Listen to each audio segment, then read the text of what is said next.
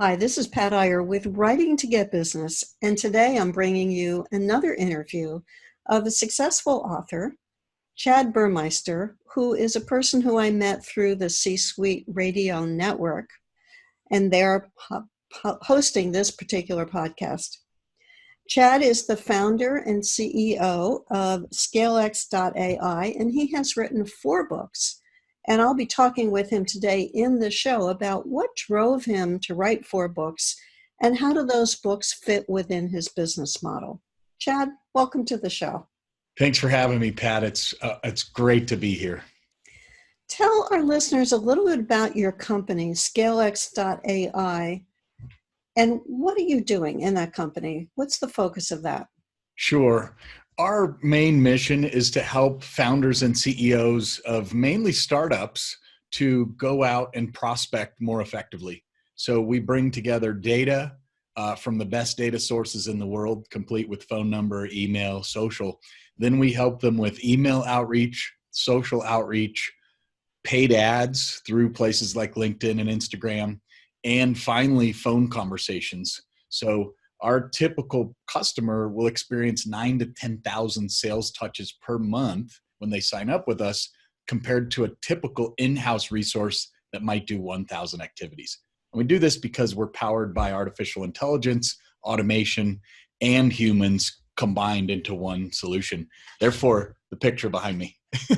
Yes, it's a very appealing picture. Although I have to say that my brain prefers the female. I'm assuming that's female, unless that's an androgynous male. Yeah, it's kind of interesting. It's I think it keeps you guessing. You're not quite sure because of the haircut and look. So yeah. And maybe that's lipstick, maybe it's not, but it's definitely what looks like a male face on the other side. Yes. I would agree with that. Interesting. Are you the founder of this company? I am the founder. We started in December of 2017, and I had been running a lot of inside sales teams. Therefore, AAISP is called the American Association of Inside Sales Professionals. I've been part of that association for 10 years. And so I've been with some pretty well-known companies, most recently Ring Central. I was with On24 that does web platforms. I was with Riverbed Technology that speeds up wide area networks, and WebEx before that. So it's, I've had a lot of experience running these high velocity inside sales teams. So ScaleX was kind of just the next natural thing for me. You got the entrepreneurial bug and went out on your own. I do. I did 15 years ago. I made an attempt to go out on my own, and this little 2 words called cash flow caught up to me. And, you can sell a lot, but if you don't have the proper saving patterns in place, then you can real quickly get your head over your skis. I'm a big skier, the picture over my other shoulder. Mm-hmm. So that was my first go at it. And so going back to corporate America for 15 years after that was extremely valuable to learn profit and loss and how do you build a business effectively. So this time around, I'm 2.5 years in, and we just got our valuation back yesterday, and they claim that we're worth $9 million. So, so far, so good. Yeah. I guess it was worth waiting then. It was worth the wait. And you also got out of business before the 2007-2008 crash as well, which would have been even more of a challenge, I think, at least from running a business during that time frame. I remember the cash flow issues that affected my business and made it rather uncomfortable at that time. Yeah, I can imagine. And we're feeling it a little bit right now because so many companies and customers, their customers aren't paying them on time. And so it just goes all the way through the payment chain. I'm hopeful that the PPP and all these SBA loans will free things up in the economy, but it's certainly an interesting time to be living through everything. Well, take us back to the time that you decided to write your first book. What prompted you to say that writing a book was something that you would want to engage in? And did you have an idea as to what you were letting yourself into? The very first book that I wanted to write and never wrote was 15, 20 years ago. In fact, 2002, because I went back to the drive and directory to do some research to figure out when was that. And I had transitioned from transportation software, Airborne Express and FedEx, into software. So transportation sales to software sales. And I learned that it was night and day. In transportation, it's very ethical and above the line. And in software, I was exposed to a lot of unethical practices. Sell $1 million deal on Friday, and on Monday, oh, sorry, we can't deliver everything you just bought on Friday. Like certain very unethical practices. Whoa. It was very interesting. So I wanted to write a book on ethics in software selling to say, hey, what can we learn from Fortune 500 and put into software selling? So the book was supposed to be called Software Selling the Right Way. And I could picture it and everything. And I would be on airplanes all the time. So I would write all the chapters, and, I started to build the chapter headings. And I did that for 4 or 5 years here and there. It was kind of spotty. And then I never put it out. So what caused me to actually write my first book was I was on an airplane with my son and my whole family, but my son was sitting right next to me. And I had a Wi-Fi open with Gerhard Schwattner from Selling Power Magazine and Sales 3.0. And he was talking to my sales operations person, Ashley White from Texas. And I was on my iPhone watching it before the plane took off. And then at 10,000 feet, I could turn the Wi-Fi back on. And he was still having the same conversation that he started 10 minutes prior. And it involved, Ashley, what are you passionate about? And she said, well, I like to go to Galveston, Texas from Houston. We have not a speedboat, but a smaller jet ski that fits 2 people. And she goes, but my family, I think it's 5 people in her family, husband and 3 kids. We can't all go on the jet ski at the same time. So I'd really love to get a bigger boat. We'd love to buy a house there. Gerhard, oh, what does the house look like? Oh, well, it's on stilts. It's on the hill. She could describe it all very visually. And I'm sitting there next to my son thinking, wait a minute, I've wanted to write a book for my whole life, for half of my adult life, and I haven't yet. And here he's talking her through the visualization of the first book, or of her dream house in Galveston. And I was like, I'm going to write a book. So I sent an email to about 30 top executives and authors and people that I know. And I said, I'm going to write a book called Sales Hack. This was right about the same time Sales Hacker was coming out, coincidentally. Max Altschuler is a good friend of mine. And so I sent a note out and I said, I have 50 days before Dreamforce to get this book published. It's taken me 15 years to get to this point, and now I got 50 days. Let's go. So I sent out a note, an email to all these leaders and copied them all in plain sight. And then once one person replied, then the next one replied, sure, I'll contribute a chapter. So before you know it, I had 30 chapters. I planned on 25, and I ended up writing the book with 30. And this was the finished product called Sales Hack. And this one is the signed copy from multiple people that, helped contribute to the book. Tibor Shanto, Gerhard, Larry Reeves from AAISP, Craig Kleeman, the best cold caller in the world. So I crowdsourced the first book, and it helped me get it done in 54 days from the time I came up with the idea to the time it was published. 15 years reduced to 54 days. That's fascinating, because that first book on the sales done right was trapped inside you, and it never escaped. You worked on that, you noodled away at it, and the second book burst out of its shell. You made a very public commitment by copying all those people and asking them for chapters. Why do you think the first book never saw the light of day? Because the world was shifting from traditional software selling into SaaS selling.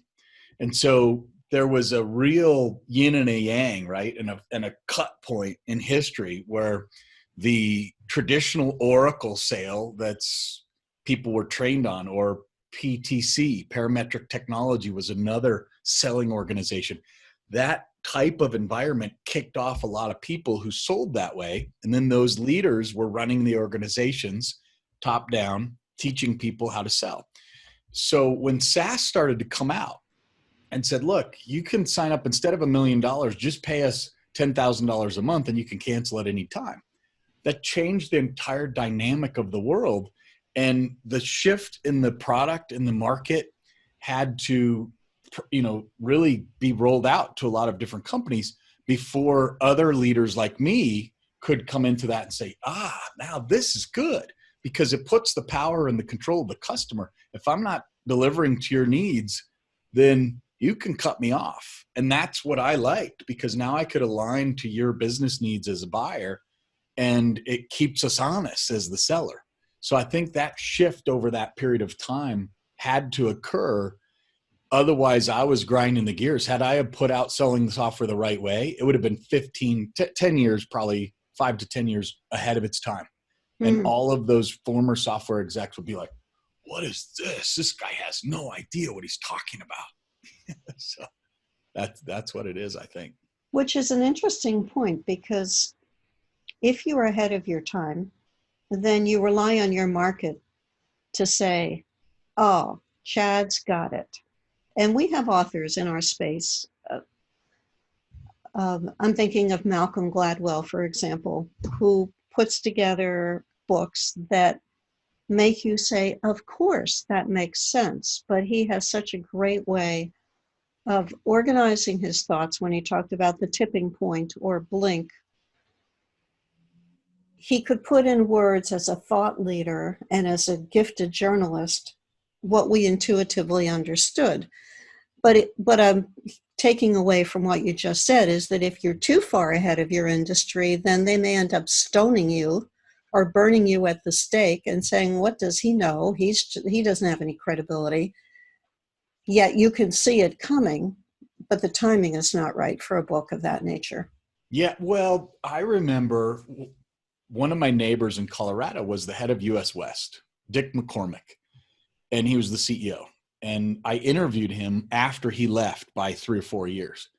And I was asking about innovation and technology. And they came out with this set-top box where you could go in and order a movie online. You could do data, voice, digital, all through a set-top box through your cable modem.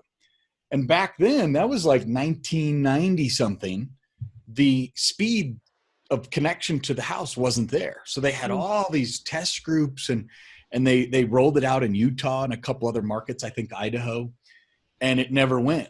And yet, if you look at tools like Zoom Video and Ring Central and all these other technologies that are doing voice over IP and video, it's prevalent. So he was a early leader and innovator in the space that ended up leading to a lot of future innovations. So I think you're dead on with Malcolm Gladwell. He does a great job of taking what's coming and tying making the bridge between the past and the future in a very elegant way. I'm also fascinated by the process that you used in assembling that first book. I have been the editor of books with multiple authors and have experienced the joys and the sorrows of bringing contributors into a project. Most of them joys, but in every book that I have been the chief editor of or had a team of editors working with me, there's always one person, if not two, who likes the idea of being published more than they like the idea of writing. And then there's the other category of author who has the little black cloud surrounding the head, the property struck by lightning and fries the computer. The sister falls off a horse and breaks her arm. There's some tragedy that prevents delivery of material. I'm just curious if you encountered in your 25 chapter book, did you encounter any of those type of Sure. I think scenarios. both of those you hit the nail on the head. One of them was an author. I would call him out here and he'd be fine with it, but I won't. Uh, he the I had two people edit the book. One was my former CEO of a company. He loves to read, so he read it 3 times, and he said when he got to this chapter, he was like, "I got hit by a buzzsaw. It was terrible." Like, and by the way, this was a published author who's written 7 or 8 books, and he knows. Admittedly, over at dinner once, he's like, "Yeah, I don't follow all the grammatical requirements of writing a book, but my editor's supposed to do that." And even after it went through the editor, it still didn't have much to it. The content's great. Let me take that back. There's a lot to the content. There's just some grammatical errors, right? I don't think he made it through that English class in high school or college, but yeah, that was certainly an issue. The key to it is to oversubscribe. So I'm very, hey, this is the date. We're hitting Dreamforce. No way around it. Therefore, 7 days before, I need the book. Otherwise, you're not going to be in the 500 copies that we hand out at the event. So as long as you're very clear on that. And then I also said, this was another thing that my CEO taught me. Don't ask them to go rewrite a chapter for your book. Say, look, have you written blogs? Have you given your team a presentation before? Give me some context and piece of material you've already written, and please try to pick the best sales hack you ever invented that's already written about. That way there was no lag time. It's just, hey, here's the blog post. Go reuse that. And then they signed a release form and said, you own the copyright on that. So that's how you get around it. Set a date. That is a great strategy. Yeah. Have you done another book like that with other people contributing, or did you do the solo authorship? So good question. In Sales Hack, it's funny. It was like a prequel. I felt like it was Star Wars or something, because Sales Hack, this one was everyone else's sales hacks. Then I said, okay, I got to go back and button up this. I guess this is selling software the right way, in a format of, let me share with you 25 to 30 hacks that I've learned over my career. And so I listed all those out. So this one I contributed a lot to, but there were a handful of people who wanted to be in book one that didn't make it cut. And I said, why don't I put in some bonus hacks? So I think I put in 6 or 8 bonus hacks so that I could crowdsource more people in the second book. And that was great. And then my third book, I was a chapter in this book called Journeys to Success. Uh-huh. This was crowdsourced the other way. So this person reached out to me, Mr. Tom Too Tall Cunningham. He passed away about 2 years ago in 2018 or so. But this guy was such a inspirational leader. He spoke all over the world. He was so motivational, and he reached out and said, hey, we've seen your stuff. We've seen what you're writing. Do you want to be part of a bestseller? And so it turns out volume 9 was the last volume that he put out, and I got to be in it. Mm-hmm. And I'm getting chills telling you about it, because what I contributed in this case is how religion played a role in my career. Right? It's not about me, success powered by God. And so I was able to kind of talk about all the trials and tribulations of your career. And yet when I turn over the keys to someone other than me to say, where are we going next? Then it always leads to the right place, right for me and right for my life. So that one was very cool, crowdsourced the other way. My last book, I think, if I hold this up, I can see AI for Sales. It looks remarkably like a picture behind you, except I can tell the sex of the person on the other side. Yes. This one's definitely male. Right. So Penn and Teller, actually, when I went to Vegas a while back, they held this up, and we have a picture on the website of Penn and Teller, so that's kind of neat. But what was really neat about this is that in March of 2019, I had one of the toughest months of my career, because cash flow in a small company matters. And so I had a COO, a head of ops, a few salespeople that were getting paid payroll. And normally we're selling 100 to 200,000 a month. And in March we did 30. So all of a sudden I got $100,000 bill that I'm staring at across multiple vendors, and I've got 30,000 coming in. And so I'm like, oh no, Chad, you've done it again. You know, you tried this 10 years ago. Now you've got your head over your skis. What do you do? So I got a few mentors. That's the first part. 4 mentors, in fact, for all different pieces of it. One of my mentors sent me this. TK Cater, who's the former CEO of ToutApp, which got bought by Marketo. He became the head of strategy. He sold Marketo to Adobe for $4 billion. And now he's my mentor. And so he sent me this, and it says, hang on. That was easy. That was easy. And so his perspective was, you know how to manage your finances. Like, you're a smart guy. You've gone through a lot of education and an MBA.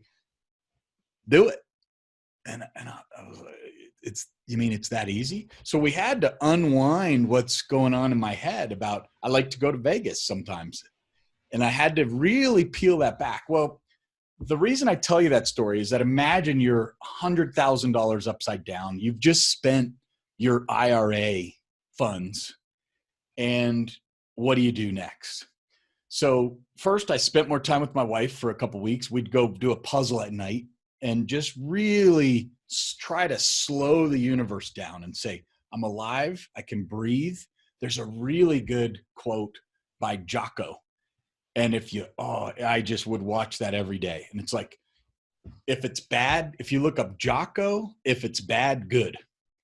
And this is a military guy who led platoons and whatnot in the military. And it's like, if it's bad, good. He goes, one of my guys used to come to me and he would say, I already know what you're going to say. And he goes, what am I going to say? And he's this big dude. He's like, you're going to say good, but it's bad. He's like, the mission's, and so Jocko drills in and says, you need to learn from those experiences when they're bad, good, no matter what it is. As long as you can breathe and you can walk and talk, then you're a miracle. Like, use it. So I tell you that story because what came out, I went to this concert called Need to Breathe, and they have a song called Difference Maker. And I think if you listen to it from the self perspective, you might think, I'm the difference maker, because it sings about I am the difference maker. And if you listen it from a religious perspective, you might think, well, I'm not the difference maker. You are, right? So I'm in this moment with my wife watching this show thinking, what do I do? How do I get out of this negative cash flow situation? And it hit me like a ton of bricks. And I said, you know what? I've done books before. I'm really going heavy in AI. I need to write a book on AI for sales. And this time, rather than saying, hey, 30 people, send me your chapter, I said, why don't we sell a sponsorship to some of the chapters? If you want your logo on the cover of the book, that's $15,000. If you want to have your quote on the first couple pages and we'll highlight your business, if you want to be part of a webinar and a podcast. So I put together some packages. We ended up selling $35,000 in book sponsorships. And one company had an entire pallet of books, 1,000 of them shipped to their office. I still get people who call and say, Chad, I got your book from Zoom Info in Oregon when I went to, I think they're in Oregon, Washington, somewhere up in that Pacific Northwest side of the country. And I still get leads from that. And it helped get me out of the cash flow bind, and it helped get leads that continue to come in a year after the publishing of the book. So that's what I really wanted to share with your audience today is, if you're thinking of doing a book, even if you think that it's too early, be like US West, go ahead and do it. Don't wait. There's companies, self-publishing school, Chandler Bolt does this amazing, let me show you how to do it fast, right? Pick the thing that can go the fastest, that you're most passionate about. He has a whole YouTube video program and online about how to get your book published. So it's just been so fun for me to put books out.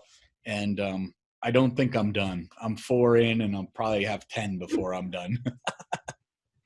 And have you ever met Chandler Bolt? So yeah, Chandler. So that was fun. Remember the Need to Breathe story I told you about in Colorado Springs? Well, I was skiing in February of this year, and in Canada, and I'm on the lift with this kid that I'd never met, and I'm humming a song. I think it was Difference Maker or one of the songs like that. So I'm sitting there humming it. He goes, "What song are you humming?" And I had just listened to it on my loudspeaker the last couple of days while I was skiing. And I'm like, Need to Breathe. You ever heard of him? And he goes, yeah, my brother's in the band. I was like, wait a minute, which one? He's like, Seth Bolt, you know? I'm like, yeah, backup vocals and plays guitar and bass. Yeah, of course I know him. He's like, yeah, that's my brother. So it was interesting how it all, the randomness of that, of me being on the lift with him and in the same cat. There were 48 CEOs. He's the CEO of Self Publishing School, $18 million business. And I was in his cat. I was on that chairlift, and I happened to be humming Need to Breathe. I may not have ever learned that fact, but since I was humming the tune, I was able to figure that out. So pretty neat. That's remarkable. It reminds me of those degrees of separation that we talk about. Who would have thought that a song that you were singing would be, or humming would be related to the brother of somebody who's sitting with you? Yeah, just amazing. So I think he's now passed that story on to his brother. And, Good. hopefully next time he comes to town, he's been to the 2 Red Rock shows that they did here, Uh-huh. Chandler. So I said, well, look me up next time. Let's make sure to go together. And then maybe I'll get a backstage pass and meet the band. That would be lovely, wouldn't it? That'd be amazing. I'll give him a signed copy of my book that was inspired by them. Uh-huh. Well, you've shared in this podcast, Chad, some very interesting models. You talked about your first book that stayed in you and you realized it wasn't the right time to release it.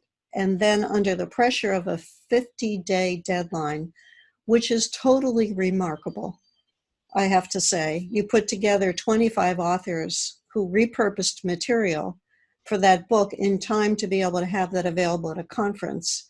And that does prove to the procrastinators who are listening to this show that you really can turn something out quickly if you've got a pair of hands between your shoulder blades pushing you, like a immovable deadline associated with having a book for a conference.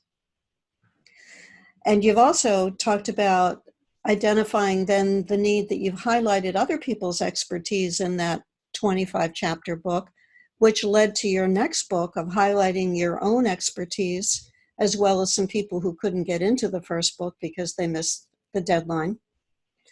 And now you've shared with us, wrapping up, and I know this is not going to be your last book, the model of getting sponsorship. People can put ads in the back of a book. They can white label or private label that book with their own introduction. Sometimes CEOs write a foreword for a book and put in their logo and then distribute that to their employees as a credibility booster and pride builder, as well as for you, it turns out to be a money enhancer, since you not only sold the sponsorships, but you've gotten leads from the material that you put in that book. What's Yeah. next for you, Chad? You've got another book in you, I know. Yeah, it's fun. I actually made a deal with God a year ago, and I said, hey, I've always thought $4 million is where I want to land when I retire. And I said, if I can just stretch it to 8, then I'll use $1 million of the 8 and we'll build the church. And so just in the past week, I've got a valuation done on the company. It wasn't cheap to do the valuation, by the way. I invested about $7,500 for that. So it's a buttoned up, legitimate valuation. And you'll never guess at the number that they came back with, $9 million. So God said, not only will I give you the 8, but I'll give you a +1 so that it's just a rounding error.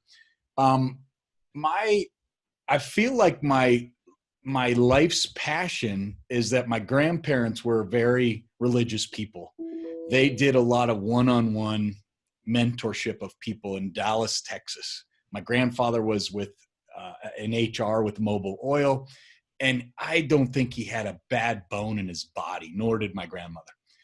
I really owe it to them because they've given this gift of belief. And belief is so important in anything you do, right?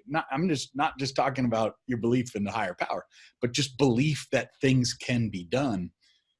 That I don't know what's over the horizon yet, but I think I'm in my mid 40s and I think I'm only halfway through the book of my own life.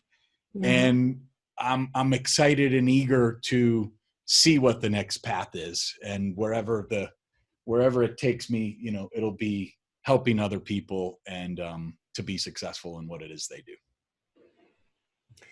And it's a way for you to share the gift and the rewards of all the hard work that you've put into building a business. We all know, all entrepreneurs listening to this, know that you don't build a business overnight and you don't build a business easily. You make a lot of sacrifices and you commit long hours to building your business. And now you have an opportunity to help other people with all of that hard work that you put into your business and all the work that you'll put into it in the future. Yep. Books are good. If you haven't written your book and you're thinking about it, just do it. Easy as that. Excellent. Well, thank you, Chad, so much for sharing your time with our listeners today. I appreciate that. And this is Pat Iyer. I've been talking with Chad Burmeister, the CEO of ScaleX.ai. Look him up, check out his books, and thank you so much for spending your time with us as we talk about writing to get business. Thank you, Pat.